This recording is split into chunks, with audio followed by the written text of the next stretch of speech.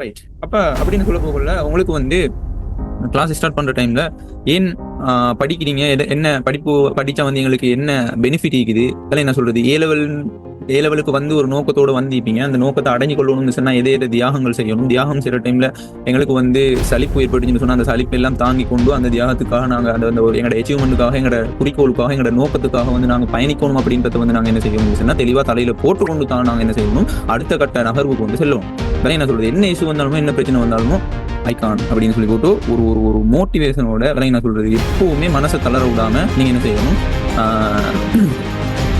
என்ன செய்யணும் அப்படின்னு சொன்னா உங்களோட கல்வி நடவடிக்கையில ஈடுபடும். சரியா? ரைட். அப்ப அப்படி சொல்ல போகல வந்து நீங்க வந்து உங்களுக்கு வந்து சில ஃபங்க்ஷன்ஸ் வரும், சில கிரிட்டிக்கலான சந்தர்ப்பங்கள் வரும், அதெல்லாம் என்ன சொல்றது, அடுத்தது மையத்தூடு வரும், அதெல்லாம் என்ன சொல்றது, அதே மாதிரி வந்து விளையாட்டு நிகழ்வுகள் வரும், ஃப்ரெண்ட்ஸ் மாரோட சுத்தம், பாட்டி போடுவோம், அப்படி இப்படி இப்படின்னு சொல்லி போட்டு நிறைய விஷயங்களுக்கு வந்து நீங்க என்ன செய்ய